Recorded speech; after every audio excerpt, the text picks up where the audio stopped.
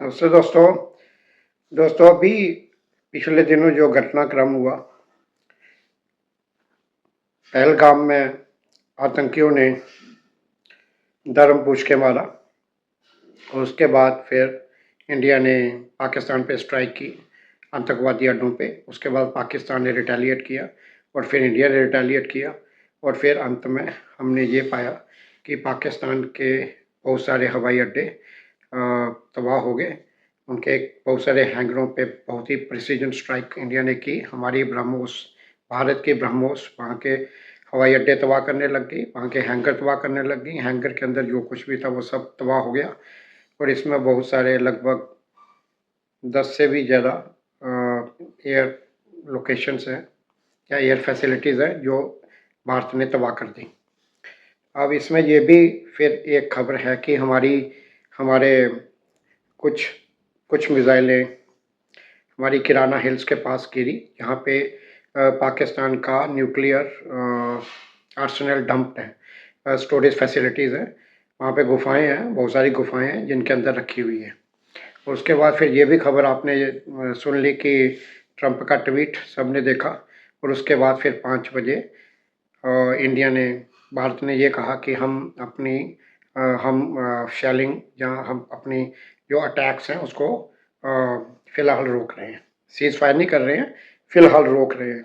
अब क्यों रोक रहे हैं, तो इसके पीछे की वजह भी के ऊपर यूट्यूब पे बहुत सारे एनालिसिस है कि कैराना हिल्स में लीक हो गया, न्यूक्लियर लीक हो गया और कुछ 2-3-4 इन रेगुलर स्पैन में कुछ भूकंप हुए, भूकंप के झटके महसूस किए जो उतने ही रिक्टर स्केल पे उतने ही थे जितने एक nuclear device, nuclear fission device के फटने पे होते हैं।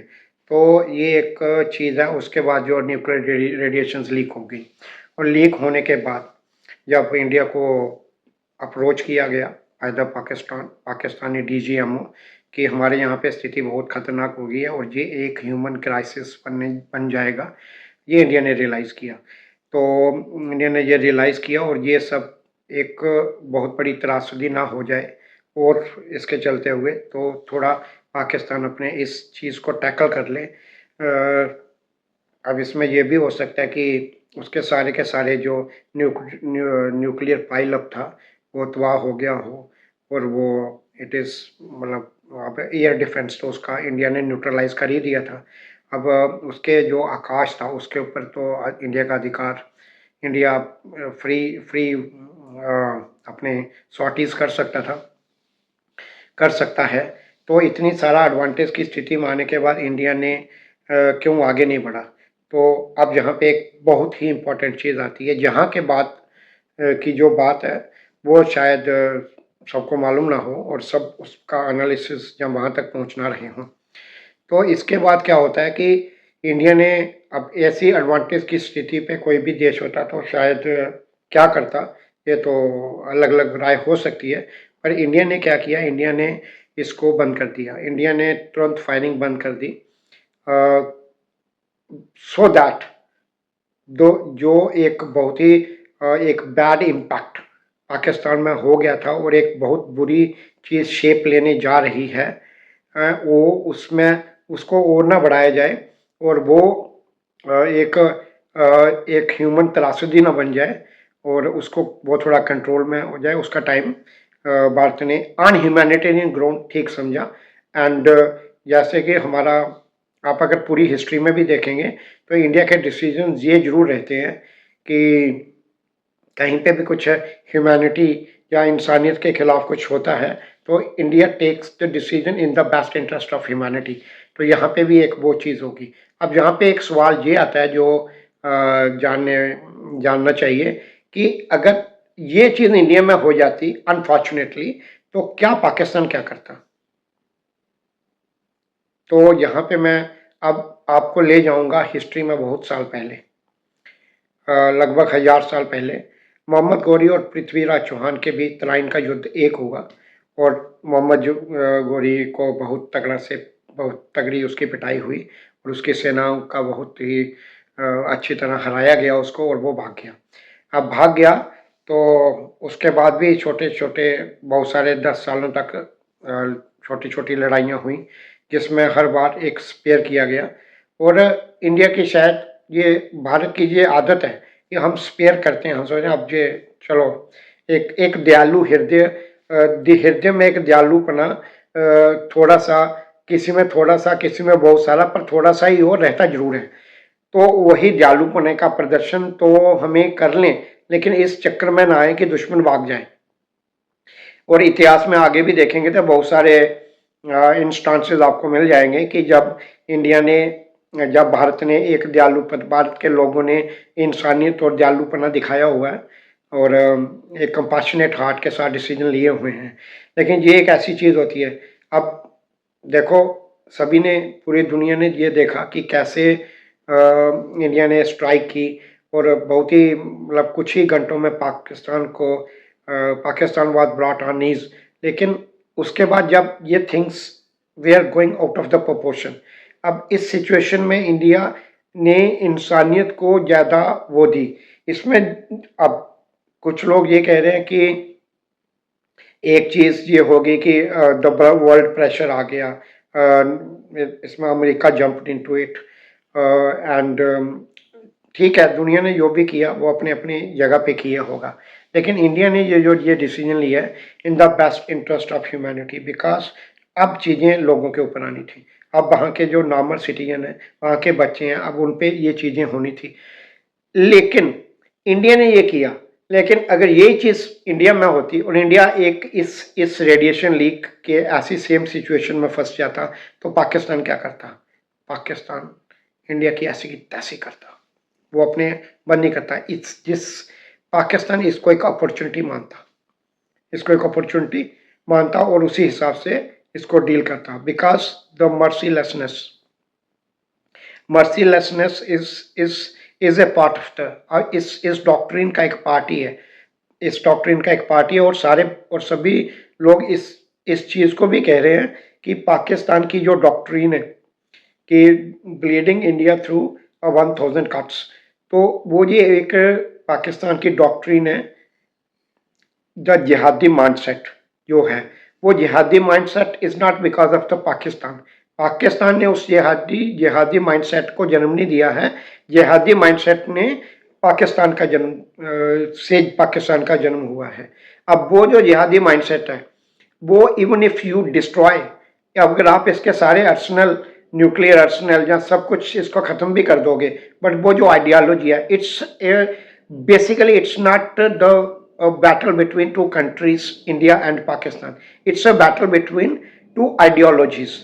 एक वो आइडियोलॉजी है जिसने जब देखा कि no human, the mass human angle is going to be involve into this, because nuclear radiation का लीक होने से नॉर्मल जनता को, नॉर्मल लोगों को प्रभाव पड़ेगी, के ऊपर असर पड़ेगा। तो एक कंट्री ने ऐसा सोचा, और दूसरी कंट्री क्या सोच रही है, वो अपने जो भी आर्टिलरी शेलिंग कर रही है वो कर कहाँ रही है। उसने हमारे पुंछ सेक्टर में भी जो आर्टिलरी शेलिंग हो की, वो एक तो मस्जिद के ऊपर की, वहाँ पे 4-5 अपने सिख बंधु मारे गए, और दूसरा वहाँ की एक मस्जिद के ऊपर भी उन्होंने की। उन्होंने जो आर्टिलरी शेलिंग की वो रेजिडेंट्स, वो लोगों के ऊपर की, सिटीजन्स के ऊपर की। दे कांट फाइट, वो लड़ नहीं सकते हैं battle with the army of the, दूसरी आर्मी के साथ। वैसा इसमें देखा नहीं। उनके जो ड्रोन भी आए तो ज़्यादातर ड्रोन्स उनके सिविलियन एरिया में ही घूम रहे थे। तो ये एक स्थिति थी जिसको भारत ने 1000 साल तक ये इस चीज़ को, जिहादी माइंडसेट जिससे पाकिस्तान का जन्म हुआ, जिससे सारा आतंकवाद फैल रहा है, ये जिहादी mindset is the part of the, उस डॉक्ट्रिन का पार्ट है जिस डॉक्ट्रिन ने मोहम्मद गौरी को भारत में लाया था, और उसके बाद मुगल एम्पायर यहाँ पे रहे, और जिस डॉक्ट्रिन से ये सारी चीज़ें हुई, और जिस डॉक्ट्रिन से कश्मीर एक्सोडस हुआ, और जिस डॉक्ट्रिन से गजवा हिंद हो रहा है, ये वो डॉक्ट्रिन है। जिस डॉक्ट्रिन की पैदाइश पाकिस्तान ने नहीं की है, Pakistan is the child of this doctrine. उसने अपना एक सैनिक पैदा किया है। दैट्स वाई पाकिस्तान ने ये जो न्यूक्लियर, अपने न्यूक्लियर बम को कहता है इस्लामिक बम, तो ये एक चीज़ है दोस्तों, और इसमें ये अब याद रखने वाली चीज़ है जो हमारे मुझे पक्का यकीन है, पक्का विश्वास है कि हमारे प्रधानमंत्री मोदी जी बहुत अच्छी तरह जानते हैं और हमारी सरकार अब जानती है कि हम अपना अपना स्वभाव तो ना बदलें कि ह्यूमन एंगल को देखते हुए ओके वी कांट, हम वो तो ना करें जो हमने डिसीजन लिया ठीक है, लेकिन दुश्मन बदलेगा नहीं, बदलेगा नहीं। दुश्मन का आप सब कुछ बर्बाद भी कर दोगे तब भी ये doctrine, because this is not a war between two countries, this is not a war between two human beings, this is a war between two ideologies, and one ideology is the ideology that sees the human angle, the other ideology that sees what उनकी what जिहादी, the जिहादी mindset कि जिहाद क्या कहता है, काफिरों को काफिरों से पृथ्वी पे काफिर ना रहें। तो ये एक तो दो उसके बीच का है। And the humanity that India has shown this time, they stopped their all the firing, all air strikes on Pakistan when Pakistan is in a condition कि अब एक आध दिन और एंड पाकिस्तान इज फिनिश्ड, ऐसी कंडीशन में आ गया था। If we believe the current reports, nuclear leaks and all those earthquakes if are directly related to the nuclear explosions in their caves, underneath the caves, deep in the ground and the radiation leaks, अगर इस सब पे भरोसा किया जाए तो पाकिस्तान नीज पे था, सब कुछ उसका एयर डोमिनेंस इंडिया की थी।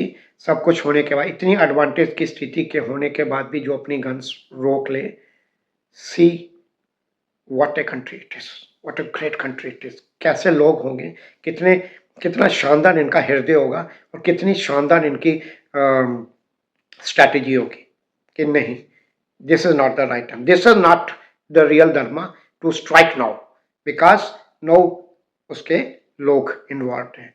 तो ये एक, लेकिन at the same time we should also remember कि अब we should not let it go, because हम जितना मर्जी इस पे अगर ये सोच लेंगे कि ये बात नहीं होगा, ये होगा, बिकॉज हमें ये याद रखना चाहिए, this is not the battle between two countries, two ideologies battlefield में है। धन्यवाद दोस्तों, भारत माता की जय।